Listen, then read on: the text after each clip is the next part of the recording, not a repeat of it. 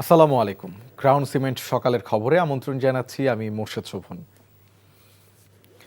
রাজধানীর এভারকেয়ার হাসপাতালে চিকিৎসাধীন ওসমান হাদির অবস্থা সংকটাপন্ন বলে জানিয়েছেন এনসিপির যুগ্ম সদস্য সচিব ডাক্তার তাসনিম জারা। এদিকে হামলাকারীদের ২৪ ঘন্টার মধ্যে গ্রেফতারের আলটিমেটাম দিয়েছে ইনকেলাব মঞ্চ।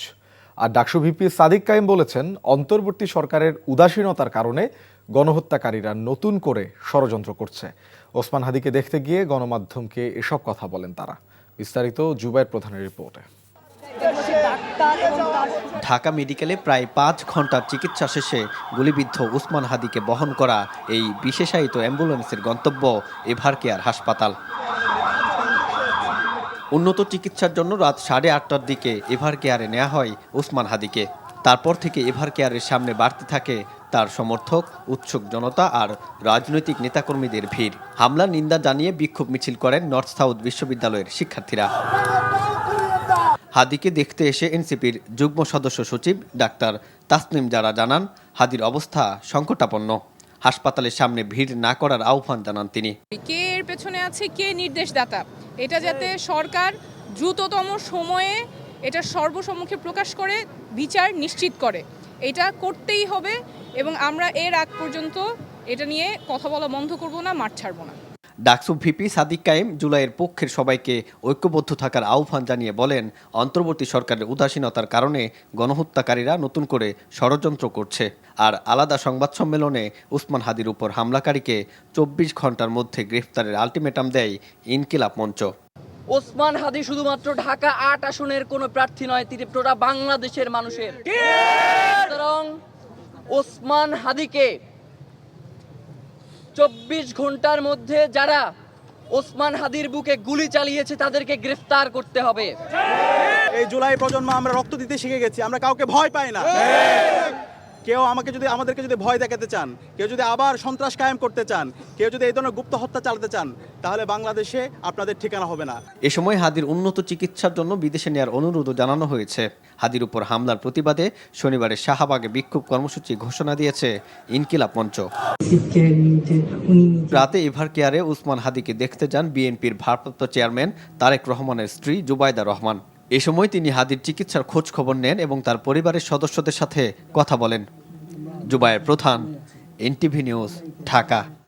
লক্ষ্মীপুর জেলা নির্বাচন কার্যালয়ের নিচতলার স্টোর রুমে পেট্রোল ঢেলে আগুন দিয়েছে এক দুর্বৃত্ত। শুক্রবার দিবাগত রাত ৪টার দিকে এ ঘটনা ঘটে। সিসিটিভি ফুটেজে দেখা যায় মাস্ক পরিহিত এক যুবক গেটের পশ্চিম পাশের দেওয়াল টপকে ভেতরে প্রবেশ করে। কিছুক্ষণের মধ্যেই আগুন দেখা যায়। এর পরপরই ওই যুবক গেট টপকে বের হয়ে যায়। সদর উপজেলা নির্বাচন কর্মকর্তা ফারুক হোসেন জানান, আগুনে ২০০৮ ও ২০০৯ সালের ভোটারদের দ্বিতীয় ফর্ম পুড়ে গেছে। এছাড়া একটি অকেজো ডেস্কটপ, সিপিইউ সহ বেশ কিছু সরঞ্জামও পুড়েছে। তদন্ত করে আইনগত ব্যবস্থা নেওয়া হবে বলে জানিয়েছে পুলিশ। ঢাকার কেরানীগঞ্জের আগাননগর এলাকার জাবালে নূর মার্কেটে আগুন লেগেছে। ভোর ৫:৩০টার দিকে আগুন লাগার খবর পেয়ে আগুন নিয়ন্ত্রণের চেষ্টা করছে ফায়ার সার্ভিস।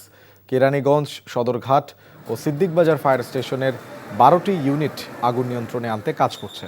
প্রাথমিকভাবে আগুন লাগার কারণ ও হতাহতের কোনো তথ্য পাওয়া যায়নি। ঘন ঘন ভূমিকম্পে সিলেটে বাড়ছে বড় বিপর্যয়ের ভয়। তবে ভূমিকম্পের ডেঞ্জার জোনে থাকা সিলেটে দুর্যোগের ক্ষতি কমাতে চোখে পড়ার মতো কোনো উদ্যোগ বা প্রস্তুতি নেই প্রশাসনের। টিলা কাটা ও জলাশয় ভরাটের মতো পরিবেশ বিধ্বংসী কার্যকলাপ বন্ধে ও ভূমিকম্প নিয়ে জনসচেতনতা তৈরিতেও ঘাটতি দেখছে অনেকে। সিলেট থেকে আনিস রহমানের ক্যামেরায় সজল ছত্রীর রিপোর্ট। দেশের উত্তর পূর্বাঞ্চলের জনপদ সিলেট দাঁড়িয়ে আছে সক্রিয় ডাউকি ফল্টের উপর।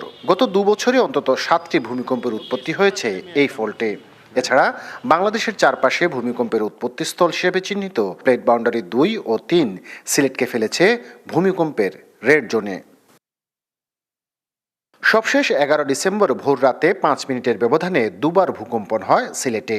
কম্পন দুটির উৎপত্তিস্থল ছিল সিলেটের বিয়ানীবাজার ও মৌলভীবাজারের বড়লেখা। সাম্প্রতিক অনুভূত বেশ কয়েকটি ভূমিকম্পেরই উৎপত্তি হয়েছে সিলেটে। আমরা নিজেরাই আতঙ্কিত, শিশুরা তো আর একটু বেশি আতঙ্কিত। রাইত হইলে ঘুম নাই, বুঝছেন কোন সময় কোনটা হইব। বাচ্চা কাচ্চারা সব সময় আতঙ্কের মধ্যে আছে। ঘন ঘন ভূমিকম্প আর পুরাতন ও জরাজীর্ণ ভবন বাড়াচ্ছে আতঙ্ক। দুর্যোগ মোকাবেলায় প্রশাসনের দুর্বল প্রস্তুতিতে অসন্তুষ্ট বিশেষজ্ঞরাও। 3-4টা সোর্স আছে, যেই 3-4টা সোর্স আমাদের ভূমিকম্পের সম্ভাবনাকে অনেক বৃদ্ধি করে। তো সেই জন্য আমাদের উচিত হবে খুব দ্রুত বিল্ডিং আইডেন্টিফিকেশনে। বেশ কয়েক বছর ধরে আমরা বলছি যে সিলেটে একটা ভূমিকম্প হতে পারে, প্রিপারেশন নেওয়া দরকার, কিন্তু আমার কাছে মনে হচ্ছে যে সেই ধরনের প্রিপারেশন নাই। তো সেই জন্য আমি মনে করি যে আমাদেরকে আরেকটু অ্যাক্টিভ হওয়া দরকার। 2021 সালে 24 ঘন্টায় 7 দফা ভূমিকম্পের পর নগরীর অন্তত 25টি ভবনকে ঝুঁকিপূর্ণ ঘোষণা করে প্রশাসন। কয়েকদিন বন্ধ রেখে উপযুক্ত সংস্কার ছাড়াই চলছে ভবনগুলোর কার্যক্রম। আমরা অতীতের যে সমস্ত কার্যক্রম ছিল ওইগুলিকে কম্পাইল করছি, ওইগুলি আপনার প্রতিবেদন আকারে রাখছি। পাশাপাশি ভূমিকম্প যে কোনো সময় এই আকস্মিক বিষয়, এটা হলে যেন আমরা তাৎক্ষণিক ভূমিকম্প পরবর্তী কার্যক্রম যেটা সেই ব্যাপারে আমরা উদ্যোগ নিয়েছি। সিলেটে ভূমিকম্প নিয়ে হয়নি উচ্চ পর্যায়ের কোনো জরিপ। স্থানীয় জরিপের সুপারিশেও কারো ভ্রুক্ষেপ নেই। আবাসিক ও বাণিজ্যিক এলাকার সরু রাস্তার দুপাশে পুরনো ও দুর্বল ভবনের সাথে প্রতি বছর যুক্ত হচ্ছে নতুন নতুন বহুতল ভবন। সজল ছত্রী, NTV নিউজ, সিলেট।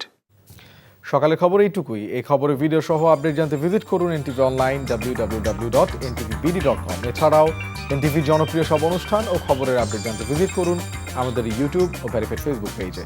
12টায় মধ্যাহ্নের খবর দেখার আমন্ত্রণ রইল। ধন্যবাদ সবাই।